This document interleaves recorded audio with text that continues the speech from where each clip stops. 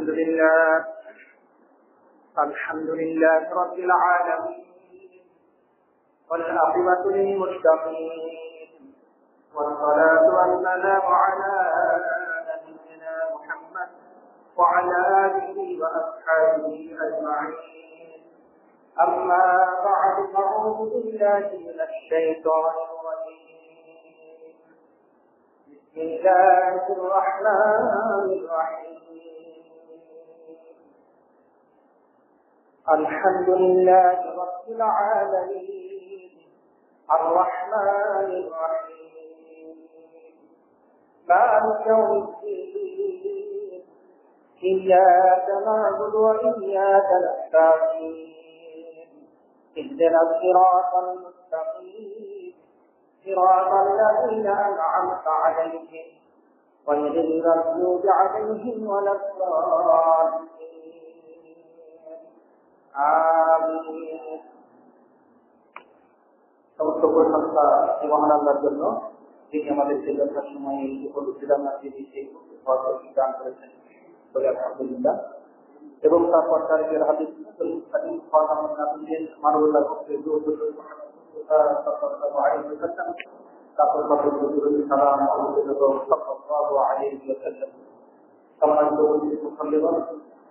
আমরা আজকে দুর্নীতি অনাচার থেকে মুক্ত থাকা,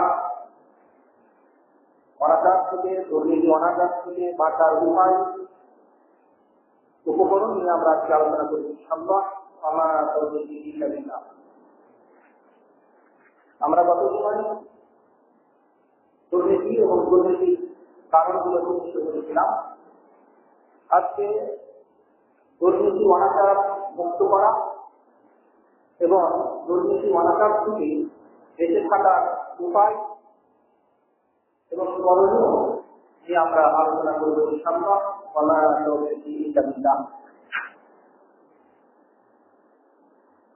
দুর্নীতি অনাচার থেকে বাঁচার এক নম্বর উপায় হচ্ছে যে আমাদেরকে শয়তানের কুমন্ত্রণা থেকে, শয়তানের ওয়াসওয়াসা থেকে আল্লাহর কাছে আশ্রয় প্রার্থনা করতে হবে এবং শয়তান যত ধরনের কুমন্ত্রণা ওয়াসওয়াসা দিবে সেগুলোকে প্রত্যাখ্যান করতে হবে।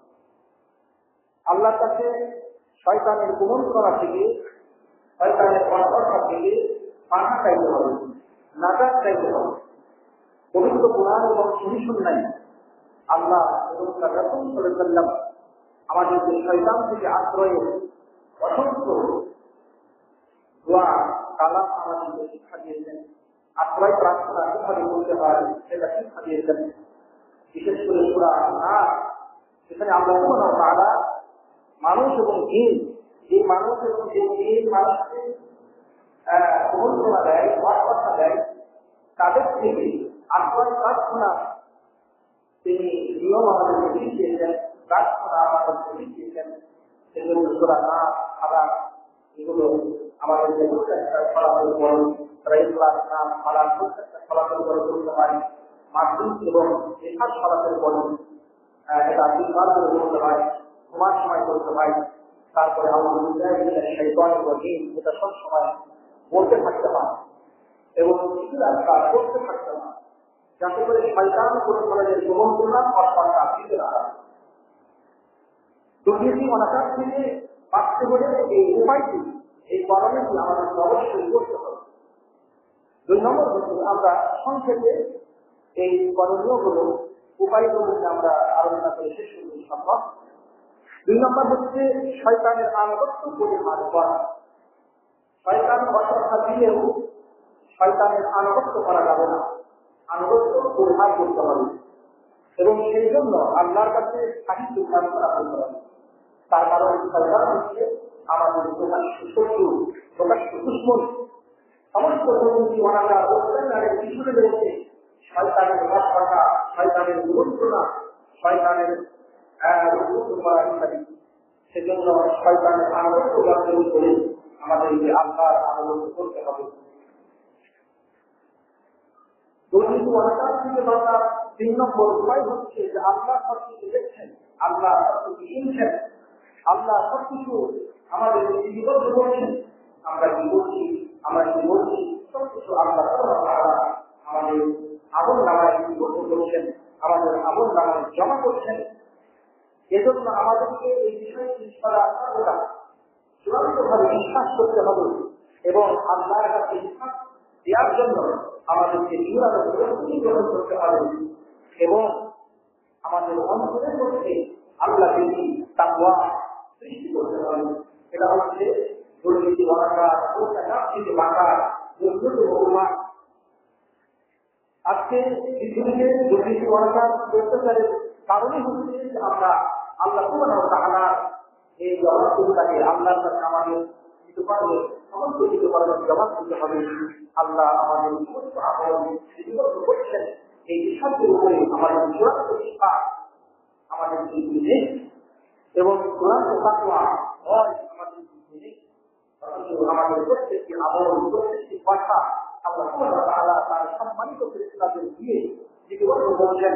কিয়ামতের দিনে কেউ আমাদেরকে পুরস্কার সাজা দেওয়ার জন্য পবিত্র কোরআন কারীমে আল্লাহ বলছেন, ওয়া ইন্না আলাইকুম লাহাফিজিন, সন্দেহে তোমাদের উপরে আমার পক্ষ থেকে তোমাদের আমল সমূহ হেফাজত করার জন্য, রক্ষণাবেক্ষণ করার জন্য ফেরেশতারা রয়েছেন। কেউ আমার কাতিবিন, তারা হচ্ছেন সম্মানিত লেখকেরা। এরা ইয়ামালুনা মা তাফআলুন, তোমরা যা করো সেগুলো তারা জানেন এবং সেগুলো তারা লিপিবদ্ধ করেন। এজন্য অন্য সূরায় আল্লাহ বলছেন, আম ইয়াহসাবুনা আন্না লা নাসমাউ সিররাহুম ওয়া নাজওয়াহুম, মানুষেরা কি এটা ধারণা করছে যে আমি তাদের গোপন এবং আমি তাদের প্রকাশ্য গোপন, তারপরে তাদের পরামর্শ একজন আরেকজনের সাথে কানাকানি করে যে সমস্ত কথাবার্তা বলতেছে সেগুলো আমি শুনতেছিলাম, সেটা কি তারা মনে করতেছে? না, সেটা মনে করলে ভুল হবে। আমি তাদের সমস্ত কথাবার্তা শুনি, আর আমার রাসূলগণ, আমার পক্ষ থেকে যাওয়া ফেরেশতাগণ তাদের আমল সমূহ তারা দেখতে পারে।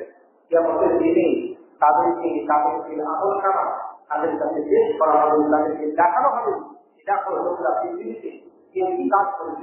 এজন্য পবিত্র কোরআনুল কারীমের সূরা কাহফের মধ্যে আল্লাহ বলেছেন, 49 নম্বর আয়াতে, জবাব উসলাল কিতাব, মানুষের কাছে তার আমল নামা পেশ করা হবে।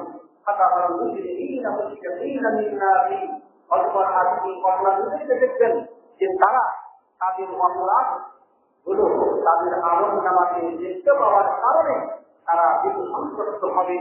তারা আশ্চর্য হয়ে বলবে, আয়াকুল মা লিহাযাল কিতাব, এই আমল নামাকে আবার কেমন এই আমল নামাকে আমাদের কিছু সাজরা গুনাহ আর কোনো কাবিরা গুনাহ কোনোটাই কিছুটা করেনি, বাদ করেনি। সংরক্ষণ করা আছে। আল্লাহ সুবহানাহু ওয়া তাআলার পক্ষ থেকে বলা হবে, আল্লাহ বলছেন যে তারা যা কিছু আমল করেছে দুনিয়াতে সমস্ত আমল তারা অবশ্যই দেখতে পাবেন। আপনার প্রতিপাদক তাদের কাউরি করে কোন ধরনের জুলুম নির্যাতন করবেন না।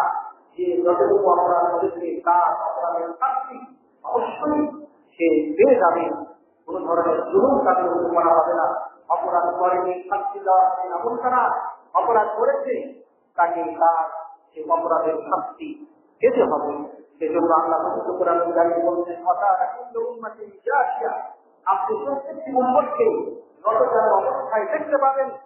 কুল্লু উম্মাতিন, প্রত্যেকটা উম্মতকে তুদআ ইলা কিতাবিহা, তাদের আমলনামার দিকে তাদেরকে ডাকা হবে। বলা হবে যে তোমাদের আমলনামা যা তোমরা দুনিয়াতে করেছো তা আজকে দেখো। আল ইয়াউমা তুজজাউনা মা কুনতুম তা'মালুন, তোমরা দুনিয়াতে যা কিছু আমল করেছো সেটাই তোমাদেরকে আজকে জাযা দেওয়া হবে, প্রতিদান দেওয়া হবে। হাযা কিতাবুনা, আল্লাহ বলবেন এই যে আমাদের কিতাব, আমাদের আমলনামা, ইয়ামতিকু আলাইহিম বিল হক, এই আমলনামা আজকে সত্য কথা, যথাযথ কথা তোমাদের কাছে বলে দেবে। অর্থাৎ আমলনামাতে তোমাদের যত কিছু কর্ম আছে সমস্ত আছে, রেকর্ড হয়ে আছে, লিপিবদ্ধ হয়ে আছে। আমরা তোমাদের আমলের কোনো কিছুই আমরা ছাড়ি নাই, সব কিছু আমল আজকে জমা করে রেখেছি। আজকে এই কিয়ামতের মাঠে তোমাদের বলিদান অথবা শাস্তি দেওয়ার জন্য। এই জন্য দুর্নীতি বাড়াটার থেকে বাঁচতে হলে অবশ্যই আমাদের অন্তর করতে তাকওয়া, পরিষ্কারিতা, আল্লাহ ভীতি ইত্যাদি এগুলো সৃষ্টি করতে হবে। আল্লাহ আমাদের সবকিছু দেখছেন, সবকিছু বলছেন, আমাদের সমস্ত কথাবার্তা, আমাদের সমস্ত কাজকর্ম যেগুলো হচ্ছে সেগুলি আমাদেরকে হিসাব দিতে হবে এবং আমাদেরকে বলিদান করতে হবে, আমাদের শাস্তি পেতে হবে। যদি ভালো আমল হয় তাহলে ভালো বলিদান পাওয়া যাবে, আর যদি খারাপ আমল হয় তাহলে অবশ্যই তার জন্য জাহান্নামের শাস্তি ভোগ করতে হবে। দুর্নীতি অনাচার থেকে দুর্নীতি অনাচার দূর করা এবং দুর্নীতি অনাচার থেকে মুক্ত থাকার অন্যতম উপায় হচ্ছে ইবাদত বন্দেগী করা, সালাত করা, জিকির আজকার করা, সিয়াম রাখা, হজ করা ইত্যাদি যত ইবাদত আছে সেই ইবাদত বন্দেগীতে মাসুম থাকা।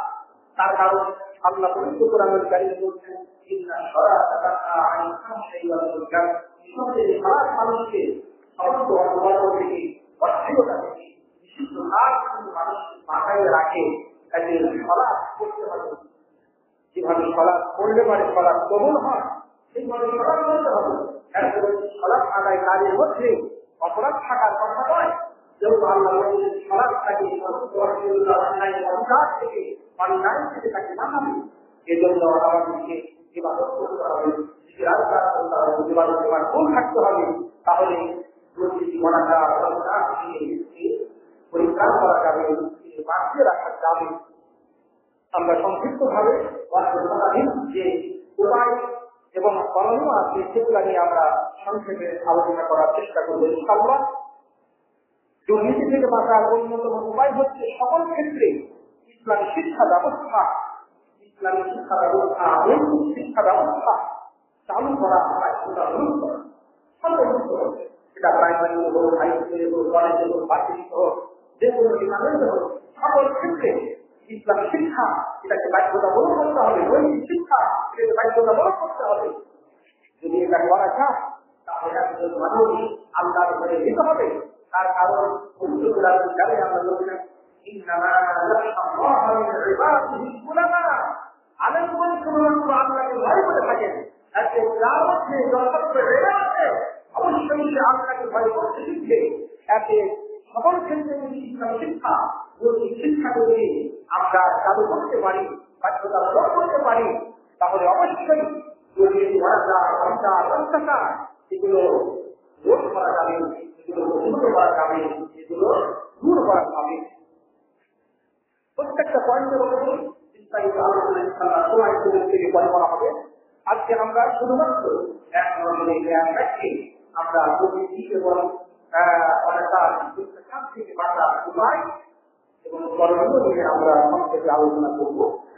6 নম্বর হলো পাঠ্যসূচিতে ইসলামী অর্থনীতি ব্যবস্থা চালু করতে হবে। সকলকে ইসলামী অর্থনীতি, ইসলামী সমাজনীতি এগুলো মানুষের জ্ঞানে রাখতে হবে, যাতে করে মানুষ অন্যায় উপায়ে উপার্জন করা থেকে নিজেকে রাখতে পারে এবং সুন্দর উপায়ে তারা অর্থ উপার্জন করতে পারে। এই জন্য ইসলামী অর্থনীতি এটা আমাদের প্রত্যেকটা পাঠ্যসূচিতে থাকা উচিত। 7 নম্বর হচ্ছে দুর্নীতি অনাচার থেকে বাঁচার উপায় হচ্ছে আখিরাতের চেতনা সৃষ্টি করা এবং সকল ক্ষেত্রে আখিরাতকে প্রাধান্য দেওয়া।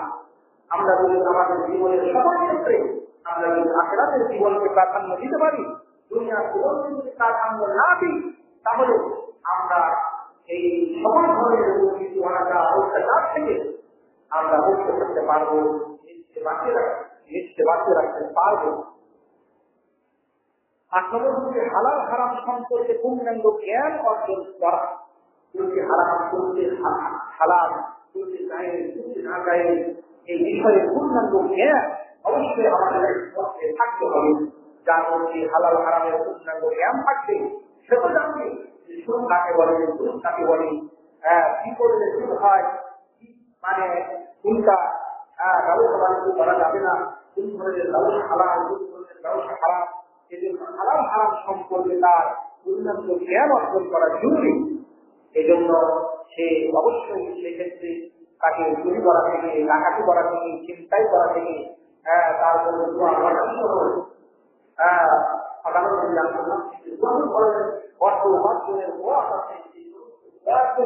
তার জন্য পরিহার করা সহজ হবে। এই জন্য হালাল হারামের জ্ঞান সম্পর্কে সুস্পষ্ট ধারণা, সুস্পষ্ট জ্ঞান এবং সেই জ্ঞানের আমল জ্ঞান থাকলে হবে না, জ্ঞানের আমল নিজের জীবনে বাস্তবায়ন করতে হবে। 9 নম্বর হচ্ছে মানুষকে মানুষের হক সম্পর্কে, মানুষের অধিকার সম্পর্কে তার মধ্যে সচেতনতা সৃষ্টি করতে হবে। মানুষের হক কি, এই হক সম্পর্কে অবশ্যই জানতে হবে। একজন মানুষ যখন আপনার হক সম্পর্কে জানবে, মানুষের হক সম্পর্কে জানবে, পিতামাতার হক সম্পর্কে জানবে, নিজের ছেলে সম্পর্কে জানবে, তখন অবশ্যই সে এ ব্যাপারে সচেতন থাকবে। এতে মানুষকে মানুষের হক সম্পর্কে, তাকে মানুষের অধিকার সম্পর্কে তাকে জ্ঞান অর্জন করতে হবে এবং সেই হক প্রতিষ্ঠা করতে হবে। জানার পরে সেটা প্রতিষ্ঠা করতে হবে। মানুষের হক হচ্ছে মানুষকে অন্যায়ভাবে হত্যা করা যাবে না, মানুষের হক হচ্ছে অন্যায়ভাবে তাকে করা যাবে না, মানুষের হক হচ্ছে তাকে মানহানি করা যাবে না, তার জন্য করা যাবে না, তাকে কষ্ট দেওয়া যাবে না। এগুলো হচ্ছে মানুষের অধিকার, মানুষের হক। যাতে এই মানুষের হকগুলো জেনে মানুষের হক শিখতে হবে, তাহলে রাখা যাবে। 10 নম্বর করণীয় হচ্ছে সম্পদ অর্জনে ইসলামী নীতি পূর্ণাঙ্গভাবে গ্রহণ করতে হবে। ইসলামী নীতি পূর্ণাঙ্গভাবে গ্রহণ করতে হবে, আত্মসাৎ করে সকল প্রকার হক অর্জন করতে হবে। দুর্নীতি অনাচার অত্যাচার থেকে বাঁচার অন্যতম উপায় হচ্ছে আল্লাহর পথে ব্যয় করতে উৎসাহিত করা এবং আল্লাহর পথে ব্যয় করা। আল্লাহর পথে ব্যয়, আল্লাহর পথে ব্যয় উৎসাহিত করতে পারে মানুষের বান্ধব, মানুষের জীবন পবিত্র হবে। মানুষ আল্লাহর পথে খরচ করতে শিখলে অন্যান্য পথে উপার্জনটা মানুষ পরিহার করবে এবং সে নিজের জীবন এবং মালকে সে পবিত্র করতে পারবে। আত্মসাতের শাস্তিকে বা দুর্নীতি অনাচারের শাস্তিকে ভয় করে করা। দুর্নীতি থেকে বাঁচার অন্যতম উপায় হল দুনিয়াতে দুর্নীতি অনাচারের শাস্তিমূলক যেগুলো ব্যবস্থা আছে সেই সমস্ত ব্যবস্থাগুলো গ্রহণ করা এবং কোরআন সুন্নাহর শাস্তি যেগুলো রয়েছে সেগুলো কায়েম রাখা। এটা হচ্ছে পরিণত একটি উপায়, যে উপায়ের মাধ্যমে মানুষ দুর্নীতি অনাচার কাজ থেকে মুক্ত থাকতে পারে, দেশকে বাঁচাতে পারে। কারণ সবচাইতে গুরুত্বপূর্ণ যেটি বিষয় হচ্ছে সেটা হল জীবনের সকল ক্ষেত্রে কোরআন এবং সুন্নাহকে মজবুত করে নিয়ে ধরা এবং নিজের ঈমান এবং আকীদাকে সংশোধন করা, বিশ্বাসের পরিবর্তন ঘটানো। এটা হচ্ছে দুর্নীতি এবং অনাচার অন্যতম উপায়। নিজের আকীদা, নিজের বিশ্বাস এবং নিজের ঈমানকে পরিবর্তন করতে হবে। কোরআন এবং সুন্নাহ অনুযায়ী নিজের জীবনকে উঠতে হবে, উঠাতে হবে। তাহলে দুর্নীতি রাখা যাবে। এজন্য দুনিয়াতে এই দুর্নীতি অনাচারের শাস্তি থাকার পাশাপাশি ঈমান এবং আকীদার সংশোধন এবং আমলের সংশোধন এগুলো খুবই জরুরি। এজন্য আকীদা এবং আমলের পরিবর্তন করতে পারে দুর্নীতি, এই অনাচার, অবিচার এগুলো দূর হবে।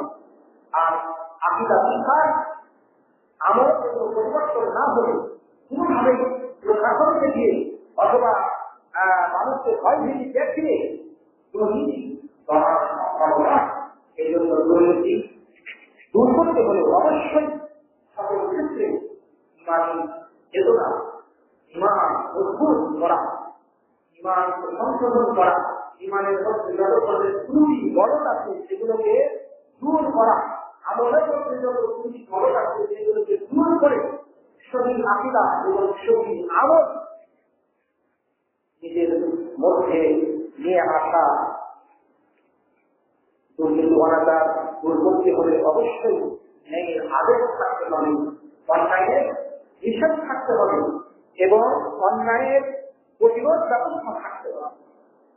ন্যায়ের আগে অন্যায়ের নিষেধ যদি না থাকে তাহলে কোনোভাবে দুর্নীতি অনেকটা দূর করা যাবে না। এই জন্য ন্যায়ের আগে অন্যায়ের নিষেধ প্রতিবাদ প্রতিরোধ এগুলো অবশ্যই থাকতে হবে। দুর্নীতি অনাচার থেকে মুক্ত থাকতে হলে অবশ্যই দলীয়করণ স্বজনপ্রীতি মজবুতি বর্জন করে সর্বক্ষেত্রে ন্যায় হিংসা প্রতিষ্ঠা করতে হবে। 17 নম্বর হচ্ছে মিথ্যাচার বর্জন করতে হবে। বিরোধ করা প্রদর্শন করা মানুষের মানহানি করা ইত্যাদি বর্জন করতে হবে। 18 নম্বর হচ্ছে ওয়াদা খেলাপ করা, এটা বর্জন করতে হবে। মিথ্যা সাক্ষ্য দেয়া, মিথ্যা শপথ করা, মিথ্যা মামলা করা এগুলো বর্জন করতে হবে। সরকারি বা নিজের অর্থ অপচয় করা অথবা অপচয় করা বন্ধ করতে হবে। নিজের দায়িত্ব বা কর্ম যেটা রয়েছে সেটা যথাযথভাবে পালন করতে হবে। নিজের কর্ম এবং দায়িত্বে অবহেলা করা যাবে না। নিজের কাজ নিজের কর্মে ফাঁকি দেওয়া যাবে না, অবহেলা করা যাবে না। এটা করতে পারলে নিঃসন্দেহে দুর্নীতি এবং অনাচার অবিচার এগুলো দূর করা সম্ভব হবে। 22 নম্বর হচ্ছে সন্ত্রাস না করা এবং এর প্রতিবাদ করা। সন্ত্রাস এগুলো থেকে নিজেকে বাঁচিয়ে রাখা এবং এগুলো বাঁচিয়ে এবং অন্যকে বাঁচিয়ে রাখার চেষ্টা করা। দুর্নীতি অনাচার থেকে বাঁচতে হলে অবশ্যই ইসলামী শাসন ব্যবস্থা চালু করতে হবে এবং মানবনির্মিত যত নিয়ম নীতি কারণ আছে সেগুলোকে বাতিল করতে হবে। এই জন্য স্লোগান হচ্ছে যে সকল বিধান বাতিল করুন, বহির বিধান কায়েম করুন। বহির বিধানে একমাত্র মানুষের কল্যাণ দিতে পারে। চিরকালীন কল্যাণ পরকালীন শক্তি একমাত্র বহির বিধানে সম্ভব। মানুষ গঠিত আইন কারণ নিয়ম মানুষের দুনিয়াতে কল্যাণ এবং আখেরাতের কল্যাণ দিতে পারে না। আজকে প্রমাণিত হয়েছে এই মানব গঠিত বিধান আইন থাকার কারণেই আজকে সারা পৃথিবীতে আল্লাহর গজব এবং আখেরাতের চরম শাস্তি আজকে এই মানব জাতির জন্য অপেক্ষা করছে। দুর্নীতি এবং অনাচার দুরাচার করতে হলে গণ সচেতনতা সৃষ্টি করতে হবে। গণ সচেতনতা বৃদ্ধি করতে হবে। সেটা হচ্ছে লেখনের মাধ্যমে, বিভিন্ন ধরনের লেখনের মাধ্যমে কিংবা পত্রিকা সকল কিছু লেখনের মাধ্যমে এবং সোশ্যাল মিডিয়া ব্যবহারের মাধ্যমে ব্যাপকভাবে জনসচেতনতা সৃষ্টি করতে হবে। প্রতিবার মাধ্যমে তাদের মাধ্যমে তাহলে দুর্নীতি অনাচার অবিচার এগুলো দূর করা সম্ভব। 25 নম্বর হল যোগ্য ও সৎ কর্মচারীদেরকে সকল ক্ষেত্রে নিয়োগ দেওয়া যাতে করে দুর্নীতি অনাচার দূর হয়। 26 নম্বর হচ্ছে উপযুক্ত পারিশ্রমিক প্রদান করা। আজকে শ্রমিকদেরকে বা যাদেরকে আমরা বিভিন্ন কাজে নিয়োগ করেছি তাদেরকে আজকে পর্যাপ্ত পরিমাণে আজকে তার পারিশ্রমিক দেওয়া হচ্ছে না। তার পরিবার যথেষ্ট পরিমাণে তাকে অর্থ দেওয়া হচ্ছে না। ভাই অনেক সময় অনেকেই ইচ্ছা না থাকলেও তারা দুর্নীতিতে জড়িয়ে যায়, পরিশ্রমে জড়িয়ে যায়, বিভিন্ন অপকর্মে বিভিন্ন খাতিতে তারা জড়িয়ে যায়। তাকে উপযুক্ত পারস্পরিক অবশ্যই সুনিশ্চিত করতে হবে। একজন পরিবার হিসাবে যার যে ধরনের পরিবার সেই পরিবারের হিসাব করে তার বেতন ধার্য করতে হবে। একজনের পরিবার হচ্ছে 10 জন সদস্য, কারো 20,000 টাকা। একজনের পরিবারের 300 সদস্য, কারো 20,000 টাকা। এটা চলবে না। পরিবার হিসাব করে যে তার পরিবারে কত সদস্য আছে, তার কত পরিবারের অন্তর্গত, সেইভাবে তাকে অর্থ দিতে হবে। কিন্তু আমরা সেটা করতে রাখতে পেরেছি। আমি তাকে কর্মে যে কোনো দায়িত্ব নিয়োজিত করবো, তার পরিবারের সকল দায়িত্ব আমার রয়েছে। তার থাকার ব্যবস্থা, তার খাওয়ার ব্যবস্থা, তার পড়ার ব্যবস্থা, তার বিবাহ সাদীর ব্যবস্থা, সকল ব্যবস্থা তাকে গ্রহণ করতে হবে। কিন্তু সেটা হচ্ছে আমরা রাখতে পেরেছি। ভাই আজকে পরীক্ষাকৃত ভাবে হলেও আজকে দুনিয়ার মায়াতে হলেও দুনিয়ার প্রয়োজন হলেও আজকে অনেকেই এই ধরনের দুর্নীতিতে বলছে যে তার কাম্য নয়। 26 নম্বর হচ্ছে জবাবদিহিতা ব্যবস্থা করা, সকল ক্ষেত্রে সবার জন্য জবাবদিহিতার ব্যবস্থা করা এবং কাউকে জবাবদিহিতার ঊর্ধ্বে না রাখা, তাহলে অবশ্যই দুর্নীতি এবং যে অনাচার সেগুলো দূর করা যাবে। দুর্নীতি অনাচার দূর করার উপায় হচ্ছে, করণীয় হচ্ছে বিচার বিভাগীয় স্বাধীনতা। বিচার বিভাগীয় অবশ্যই তার বিচারের কাজে কোন ধরনের হস্তক্ষেপ করা যাবে না, তাকে স্বাধীনভাবে বিচার পরিচালনা করা, এই স্বাধীনতা অবশ্যই দিতে হবে। তাহলে সে আইনের শাসন প্রতিষ্ঠা করতে পারবে এবং দুর্নীতিদেরকে, দুর্নীতিবাজদেরকে শাস্তি সুনিশ্চিত করতে পারবে এবং সমাজে দুর্নীতি অনাচার দূর হবে। এই জন্য বিচার বিভাগীয় স্বাধীনতা হচ্ছে অন্যতম একটি দুর্নীতি অনাচার থেকে সমাজকে মুক্ত করা এবং বিশ্বে বাঁচিয়ে রাখার অন্যতম একটি উপায়। অপরাধীদেরকে শাস্তি প্রদান করা এবং প্রতিরোধমূলক বিভিন্ন ব্যবস্থা গ্রহণ করা। শুধু শাস্তি দিয়ে শুধু শাস্তি দিয়ে কোন অপরাধ দূর করা যায় না। সে কি কারণে শাস্তিটা, সে কি কারণে সে দুর্নীতিটা করতেছে, সেই কারণ স্থাপন করে সেই কারণটাকে আগে দূর করতে হবে, তারপরে যদি তাকে শাস্তি দেওয়া যায় তাহলে সেই শাস্তি ফলপ্রসূ হবে।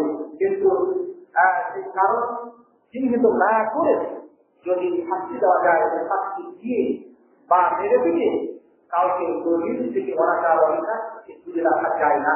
এই জন্য অবশ্যই প্রয়োজন হচ্ছে তার ইমানি আকিদার পরিবর্তন ঘটিয়ে আল্লাহ সৃষ্টি করে তাকে আল্লাহর কাছে জবাবদিহিতার এই বিষয়টিকে তার মধ্যে ভালোভাবে পরিবর্তন করে তারপরে তাকে সংশোধন করা। এই জন্য অবশ্যই প্রতিরোধমূলক উপকারমূলক বিভিন্ন উপায় সেগুলো গ্রহণ করতে হবে। দুর্নীতিবাজদের যে সম্পদ, সেই সম্পদকে বাজেয়াপ্ত করতে হবে এবং সেই সম্পদের প্রাপক যারা, সেই প্রাপকদেরকে সেই দুর্নীতিবাজদের সম্পদ সেগুলো ফিরিয়ে দিতে হবে। কিন্তু দুঃখজনক করে সত্য, আজকে দুর্নীতিবাজরা দুর্নীতি সম্পদ অর্জন করে, বাজেয়াপ্ত করার পরে সেগুলো আবার অন্য এক দুর্নীতিদের কাছে আবার করে দিতে। আজকে দুর্নীতি দমন কমিশন আজকে বিভিন্ন ব্যক্তির দুর্নীতি তারা আজকে নির্ণয় করতেছে, যে কি করতেছে দুর্নীতির টাকাগুলো খান, সেই ব্যক্তিদের কাছে খরচ দিতে হবে, কিন্তু সেই ব্যবস্থা তারা করে না। অনেকে আছে যে তারা আবার দুর্নীতিতে জড়িয়ে সমস্ত টাকাগুলোকে আবার তারাই খেয়েছেন। এই জন্য দুর্নীতি বাস যারা তাদের সম্পদ কোন খাত থেকে এসেছে, যে খাত থেকে এসেছে সেই খাতের যারা প্রাপ্ত তাদেরকেও সেই সম্পদ পৌঁছে দেওয়া। তার কারণ এই দুনিয়াতে কেউ যদি সম্পদ নিয়ে নেয় তাহলে সেই সম্পদ অবশ্যই তাকে ফেরত দিতে হবে। সেটা কেউ যদি ঘুষের মাধ্যমে গ্রহণ করে, সুদের মাধ্যমে গ্রহণ করে, আত্মসাতের মাধ্যমে গ্রহণ করে, এইভাবে গ্রহণ করুন না কেন, তার কাছ থেকে যে গ্রহণ করেছে তার সম্পদ তাকে অবশ্যই থেকে দেওয়া। দুর্নীতিবাজদেরকে সামাজিকভাবে বয়কট করতে হবে। দুর্নীতি এবং অনাচার থেকে মুক্ত সমাজকে মুক্ত করতে হবে এবং দেশকে বাঁচিয়ে রাখতে হলে অবশ্যই দুর্নীতিবাজদেরকে সামাজিকভাবে বয়কট করতে হবে। সামাজিকভাবে বয়কট করার পরে তাদের ছেলে মেয়েদের সাথে বিবাহ শাদী, প্রয়োজনে বিবাহ শাদী দিতে হবে না এবং তাদেরকে সমাজের বিভিন্ন কাজকর্মে তাদেরকে বয়কট করতে হবে। তাদেরকে সমাজ বানানো যাবে না, তাদেরকে মাতান্তর করা যাবে না, তাদেরকে নেতা করা যাবে না, তাদেরকে মেম্বার করা যাবে না, তাদেরকে চেয়ারম্যান করা যাবে না, তাদেরকে এমপি করা যাবে না। কোন নেতৃত্ব, সামাজিক কোন নেতৃত্বে তাদেরকে কোনোভাবেই সম্পৃক্ত হতে দেওয়া যাবে না। যদি এই কাজটি করা যায় তাহলে অবশ্যই দুর্নীতিবাজদেরকে রোখা যাবে এবং দুর্নীতিবাজরা বয়কট হবে। এই জন্য দুর্নীতিবাজদেরকে সামাজিকভাবে বয়কট করতে হবে। দুর্নীতি অধিকার মুক্ত করার জন্য অন্যতম করণীয় হচ্ছে লোক নিয়ন্ত্রণ করতে হবে। লোক হচ্ছে সকল দুর্নীতি অধিকারের মূল। এই জন্য লোকটাকে, দুনিয়াবী লোকটাকে এটাকে অন্তর থেকে বের করে ফেলতে হবে এবং প্রাচুর্যের প্রতিযোগিতা, পরস্পরের যে প্রাচুর্যের প্রতিযোগিতা, সম্পদের প্রতিযোগিতা, সেই প্রতিযোগিতা বন্ধ করতে হবে। সম্পদের প্রতিযোগিতা বন্ধ করতে পারলে সঙ্গে পরে যাচ্ছে দুর্নীতি কমানো যাবে। দুর্নীতি অধিকার থেকে মুক্ত সমাজ মুক্ত করতে হলে দুনিয়া এবং আখিরাতের কল্যাণের লাভে, দুনিয়া এবং আখিরাতের কল্যাণের লাভের আশায় ব্যবসা বাণিজ্য সহ সকল কারবারে সততা গ্রহণ করতে হবে। কাউকে খাওয়ানো যাবে না, কাউকে ভেজাল দেওয়া যাবে না, পরিমাণে কম দেওয়া যাবে না, ইত্যাদি এগুলোকে আমলে নিতে হবে। এই জন্য দুনিয়া এবং আখিরাতে শান্তি লাভের আশায়, কল্যাণ লাভের আশায় সেটা করতে হবে এবং সেই আগ্রহ উদ্দীপনা সৃষ্টি করতে হবে।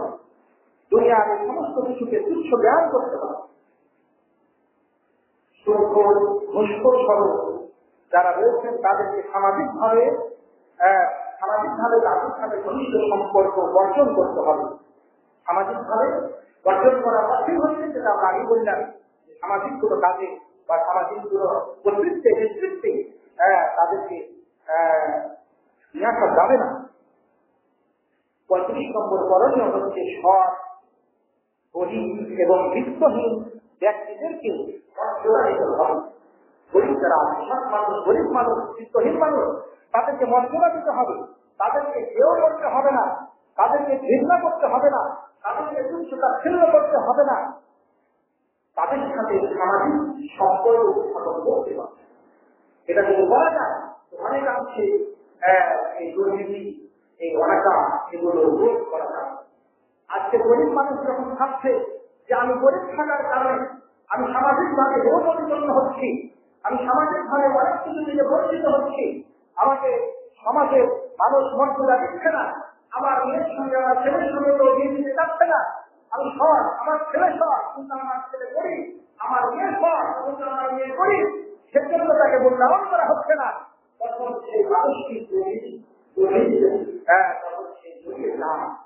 যে কোনো ভাবে অর্থ উপার্জনকে যখন দূর করে সে তখন হালাল হারামকে আর খারাপ করে না, যে না আমি যেহেতু বঞ্চিত হচ্ছি আমাকে অবশ্যই কিছু সম্পর্ক করতেই হবে। এই জন্য সামাজিক ভাবে এই সৎ, গরিব এবং চিত্তহীন মানুষদেরকে অবশ্যই মর্যাদা দিতে হবে, সম্মান দিতে হবে এবং তাকে কোনোভাবেই কেউ করা যাবে না, অসম্মান করা যাবে না। তার কারণে গরিবদের সম্মান যদি দুনিয়াতে মানুষ নাও দেয় তাহলে আখিরাতে তার সম্মান আছে। সমস্ত ধনীর আগেই গরিবেরা জান্নাতে যাবেন।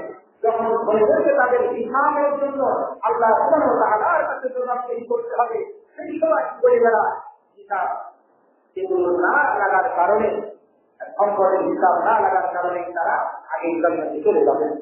এই জন্য অবশ্যই এই বিত্তহীনদেরকে সম্মান মর্যাদা দিতে হবে। দুর্নীতি অধিকার থেকে সমাজকে মুক্ত করতে হলে বর্ষে হাসানার ব্যবস্থা করতে হবে। বর্ষে হাসানা মানে বিনা সুদে খরচ দিতে হবে, আজ দিতে হবে এবং উৎসাহিত করতে হবে সে সমস্ত কাজে, এবং বর্ষে হাসানাকে সম্প্রসারণ করতে হবে যাতে করে সমাজ থেকে সুদের মধ্যে এই অনাচার, সুদের মধ্যে এই যাতে করে দূর করা যায়। এই জন্য বর্ষে হাসানা দিতে হবে। এই বর্ষে হাসানা বলছি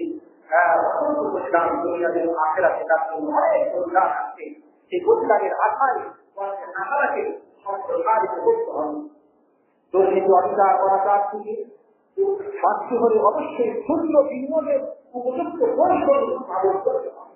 আজকে যারা ক্ষুদ্র ব্যবসায়ী তাদেরকে ক্ষুদ্র ঋণ দিয়ে, বিনা সুদে ঋণ দিয়ে, হাসানা দিয়ে ক্ষুদ্র বিনিয়োগের বিভিন্ন উৎস, বিভিন্ন মাধ্যম, বিভিন্ন কৌশল উদ্ভাবন করে তাদেরকে কর্মনিয়োজিত করতে হবে।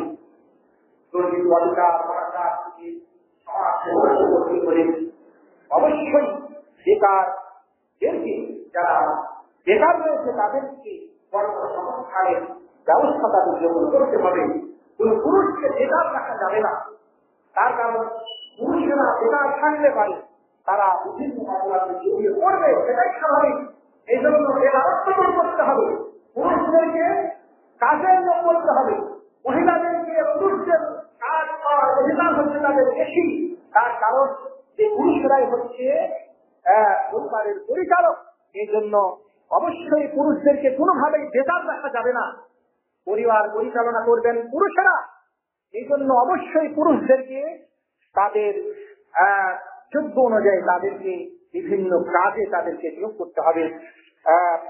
যদি আমরা সেটা করতে পারি তাহলে অবশ্যই সমাজ থেকে এই দুর্নীতি, অবিচার, এই অনাচার এগুলো দূর করা ইনশাআল্লাহ সহজ হবে। দুর্নীতি, অনাচার, অবিচার দূর করতে হলে অবশ্যই রাজনৈতিক এবং সামাজিক অস্থিরতা দূর করতে হবে। কোনোভাবেই রাজনৈতিক সামাজিক এই অস্থিরতা বিরাজ করা যাবে না। তার কারণ এই সুযোগেই কিন্তু দুর্নীতিবাজরা, এই অত্যাচারীরা এরা কিন্তু সুযোগ গ্রহণ করে থাকে এবং সমাজে বিভিন্ন ধরনের অপরাধ সংঘটিত করে থাকে। এই জন্য অবশ্যই রাজনৈতিক এবং সামাজিক স্থিতিশীলতা অবশ্যই সমাজে বিরাজ করতে হবে। সমাজ থেকে দুর্নীতি, অবিচার উঠাতে হলে পারে অবশ্যই পদ এবং ক্ষমতার অপব্যবহার করা থেকে দূরে থাকতে হবে। কোনো পদ এবং কোনো ক্ষমতার কোনো ধরনের অপব্যবহার করা যাবে না। তার কারণ ক্ষমতা চিরস্থায়ী নয়। আজকে আপনার পদ আছে, কালকে আপনার পদ থাকবে না। আজকে আপনার ক্ষমতা আছে, কালকে আপনার ক্ষমতা থাকবে না।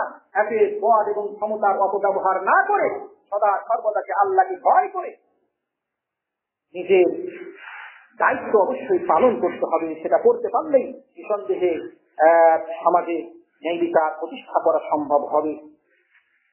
ঘুষ নিতে বা অন্যায়ভাবে বিভিন্ন অর্থ নেওয়ার জন্য ওপর মহলের যে চাপ আছে সেই চাপ বন্ধ করতে হবে। আজকে ওপর মহল থেকে বিভিন্ন ভাবে নিজের মহলদেরকে ঘুষ নেওয়ার জন্য, অন্যায়ভাবে উপার্জন করার জন্য চাপ সৃষ্টি করা হচ্ছে। এই চাপ সৃষ্টি দুর্নীতি এবং অনাচারের অন্যতম একটি কারণ হিসাবে আজকে সমাজে আজকে মারাত্মক ভাবে সেটা আজকে সমাজকে কলুষিত করছে। এই জন্য এই ওপরের চাপ বলে কোনো কিছু রাখা যাবে না এবং ওপর থেকে কোনো কিছু চাপ দেওয়া যাবে না। যদি ওপর থেকে কোনো অন্যায়ের জন্য চাপ আসে তবে নিজেদের জন্য করণীয় হচ্ছে তাদের সেই চাপকে উপেক্ষা করা এবং তাদের চাপে পড়ে কোনো ধরনের ঘুষ বা অন্যায় উপার্জন না করা। তার কারণ ওপর মহল থেকে চাপ দেওয়া হয় যে তোমাকে এত টাকা ঘুষ নিয়ে বা যে কোনো ভাবে আমাকে সরবরাহ করতে হবে। এইভাবে করে একজন সুদকে আরেকজনকে সেটা ভাগ বাটোয়ারা তারা বসাচ্ছে। দুর্নীতি, অনাচার থেকে বাঁচতে হলে অত্যাচার, জুলুমের, নিপীড়নের যে ওপর থেকে যে চাপ সেটা বন্ধ করতে হবে। আজকে নির্যাতন করার জন্য, জুলুম করার জন্য, হত্যা করার জন্য ওপর থেকে চাপ আসে। এই তুমি কি করতেছো, এটা মারতে পারতেছো না, এটা গুলি করতে পারতেছো না, বা তার চাপ অনুযায়ী সে কি করছে, সেগুলো মানুষদেরকে গুলি করছে। অতএব এই অত্যাচার, অনাচার থেকে বাঁচতে হলে ওপরে এই সমস্ত চাপ বন্ধ করতে হবে।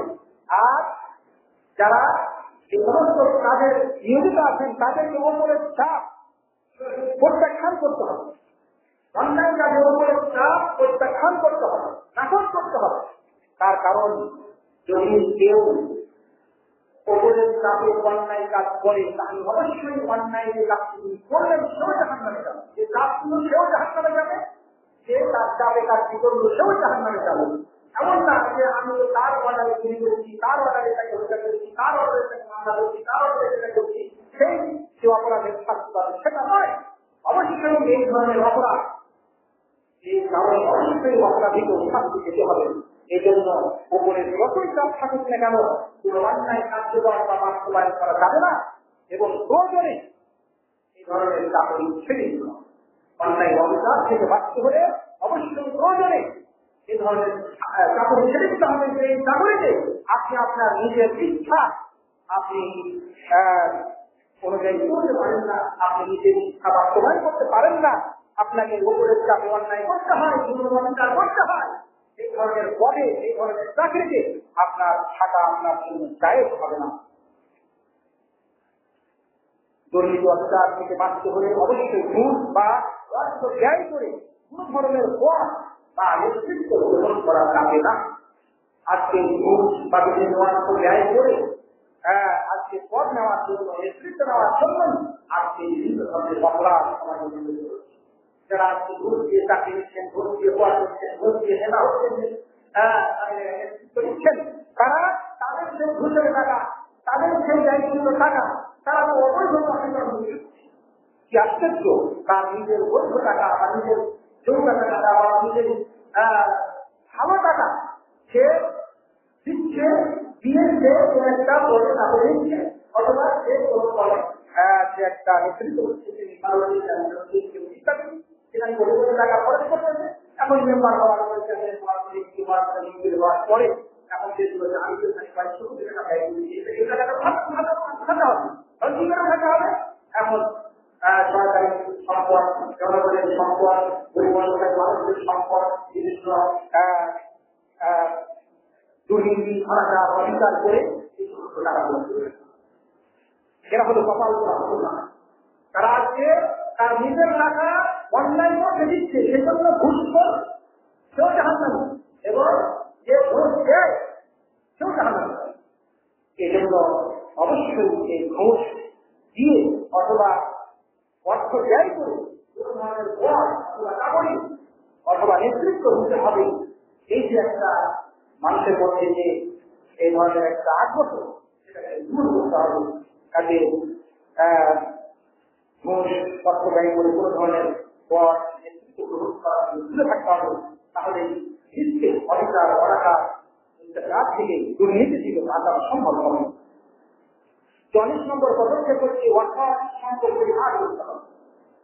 তারপরে অসৎ করলে পরিহার করতে হবে। তাহলে ইনশাআল্লাহ আমরা দেশকে এই ধরনের দুর্নীতি অধিকার থেকে বাঁচাতে পারব। 45 নম্বর হচ্ছে আল্লাহর তাকদীরের উপরে রাজি খুশি থাকতে হবে। আল্লাহ আপনার জন্য যেটা ধারণ করে দিয়েছেন সেটার উপরে রাজি খুশি থাকতে হবে। অন্যায়ভাবে উপার্জন করে সেটা বন্ধ করতে হবে, সেটা হচ্ছে চিন্তা দূর করতে হবে।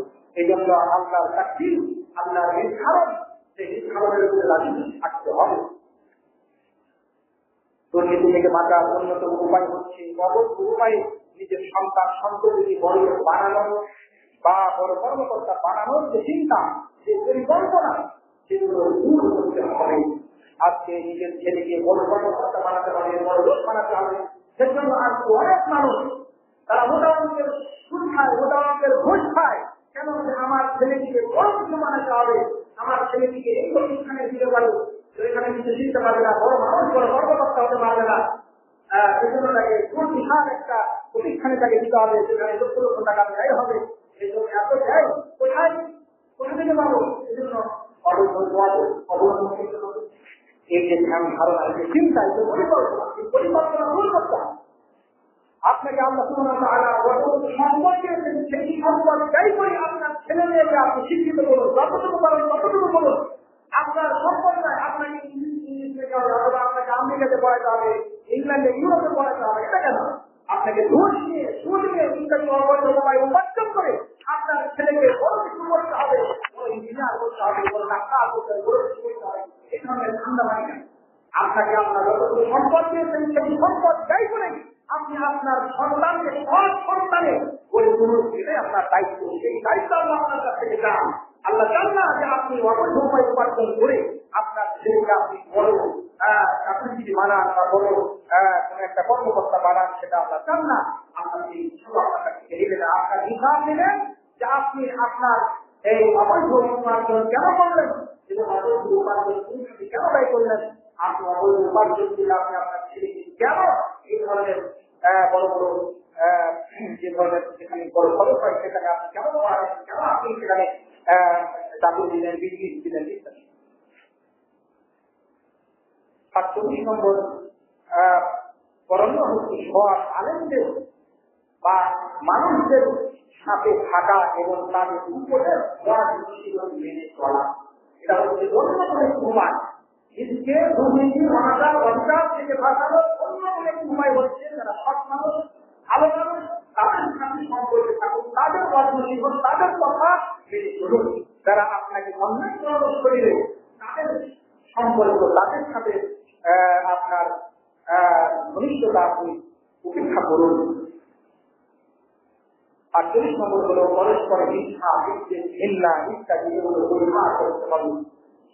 49 নম্বর হচ্ছে যে নিজের শক্তি, সামর্থ্য, সম্পদ, জনশক্তি সহ সকল কিছুকে পবিত্র রাখতে হবে। দুর্নীতি থেকে বাঁচার অন্যতম উপায় হচ্ছে যে আল্লাহ আপনাকে যে শক্তি দিয়েছে, যে সামর্থ্য দিয়েছে, যে সম্পদ দিয়েছে, যেই জনশক্তি দিয়েছে সেগুলোকে পবিত্র রাখুন। অন্যায় বলতে কখনো আপনার জৈব শক্তি, আপনার কর্মশক্তি, আপনার মেধা এগুলো আপনি কখনোই ব্যয় করবেন না, যেগুলো সেগুলো সম্পর্কে আপনাকে অবশ্যই আল্লাহর কাছে হিসাব করতেই হবে। এই জন্য নিজের শক্তি সামর্থ্য সম্পদ শক্তিকে পবিত্র রাখতে হবে, অন্যায় কাজে কোনোভাবে জড়িয়ে রাখা যাবে না। এবং দুর্নীতি অনাচার থেকে বাঁচার 50 নম্বর উপায় হচ্ছে সকল ধরনের দুর্নীতি অনাচার থেকে নিজেকে সরিয়ে নিয়ে তওবা করে আল্লাহর কাছে ফিরে আসতে হবে এবং আল্লাহর প্রতি ক্ষমা প্রার্থনা করতে হবে। যেহেতু আল্লাহ সুবহানাহু ওয়া তাআলা বলেছেন ক্ষমাশীল এবং তিনি তার বান্দাদেরকে ক্ষমা করে দেন। এজন্য আল্লাহ সুবহানাহু ওয়া তাআলা পবিত্র কোরআনে কারীমে বলেছেন, ইয়া আইয়ুহাল্লাযীনা আমানু তুবু ইলাল্লাহি তাওবাতান নাসুহা, হে ইমানদার ব্যক্তিরা তোমরা খাঁটিভাবে তোমরা একনিষ্ঠভাবে তোমরা আল্লাহ সুবহানাহু ওয়া তাআলা থেকে তওবা করো, ফিরে আসো। যারা অন্যায় অবিচার অনাচারের পথে যারা আছো, জুলুমের পথে যারা আছো, যারা তোমরা সবাই ফিরে আসো এর পথে, আল্লাহর পথে। ছেড়ে দাও তোমাদের সমস্ত দুর্নীতি, ছেড়ে দাও তোমাদের সমস্ত অপরাধ, ফিরে আসো আল্লাহর কাছে। আমি আল্লাহ আশা রব্বুকুম আইয়ুকাফিরা আনকুম সাইয়্যাতিকুম, আমি তোমাদের রব, আমি তোমাদের সমস্ত অপরাধ ক্ষমা করে দেবো। আমি তোমাদেরকে প্রবেশ করবো জান্নাতিন তাজরি মিন তাহতিহা আল-আনহার, এমন এক জান্নাতে যার তলদেশ দিয়ে নহর আছে, এই সুখময় শান্তিময় জায়গাতে আমি প্রবেশ দিব তোমাদেরকে। যদি তোমরা সমস্ত অন্যায় অবিচার নির্যাতন ছেড়ে ফেলার কুফরি সহ সমস্ত অপরাধ ছেড়ে দিয়ে যদি তোমরা আল্লাহ অভিমুখী হতে পারো, তাহলে আমি ঘোষণা দিচ্ছি তোমাদের অতীতের সমস্ত আমি ক্ষমা করবো ইনশাআল্লাহ। তো আমরা ক্ষমা পেয়ে যাবো ইনশাআল্লাহ। এই জন্য আল্লাহ সুবহানাহু ওয়া তাআলা বলছেন, ইয়া ইবাদিয়াল্লাযীনা আসরাফু আলা আনফুসিহিম, হে ইমানদারগণ যারা, হে আমার বান্দারা যারা নিজেদের নফসের উপরে জুলুম করেছো, তারা শোনো, তোমরা আল্লাহর রহমত থেকে তোমরা নিরাশ হয়ে যেও না। দুনিয়াতে আল্লাহর রহমতের দরজা খোলা আছে, আল্লাহর তওবার দরজা খোলা আছে, আল্লাহর রহমতের দরজা খোলা আছে। সেই জন্য আমাদেরকে আল্লাহ সুবহানাহু ওয়া তাআলা এই তওবার থেকে, আল্লাহ সুবহানাহু ওয়া তাআলা এই রহমতের দরজা থেকে, আল্লাহ সুবহানাহু ওয়া তাআলা এই করুণা থেকে আমাদেরকে ভাবতে হতে হবে। আল্লাহ বললেন, ইন্নাল্লাহা ইয়াগফিরু যুনুবা জামিআ, আল্লাহ সুবহানাহু ওয়া তাআলা তোমাদের সমস্ত গুনাহ আল্লাহ দুনিয়াতে ক্ষমা করে দিবেন। এই দুনিয়া হচ্ছে ফিরে আসার জায়গা, তওবা করার জায়গা। এই দুনিয়ার জীবন শেষ, তওবা শেষ। এই জন্য আমাদেরকে অবশ্যই আল্লাহ সুবহানাহু ওয়া তাআলা ফিরে আসতে হবে। আল্লাহ সুবহানাহু ওয়া তাআলা আহ্বান করছেন, আনিবু ইলা রাব্বিকুম, তোমরা তোমাদের প্রতিপালকের দিকে ফিরে আসো, ওয়া আসলিমু লাহ, এবং আল্লাহ সুবহানাহু ওয়া তাআলার জন্য আত্মসমর্পণ করো।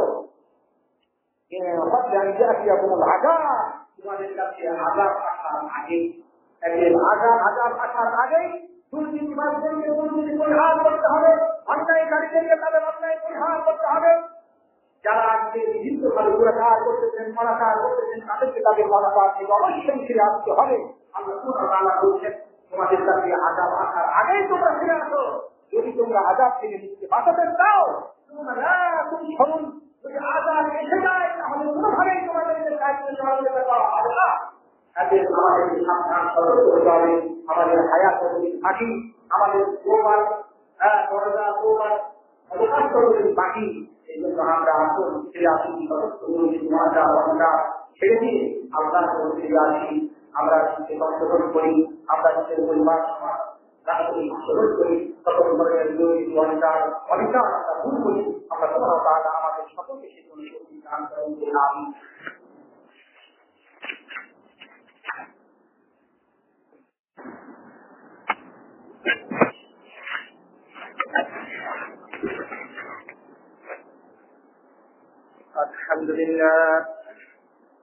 الحمد لله رب العالمين، والعاقبة للمتقين، والصلاة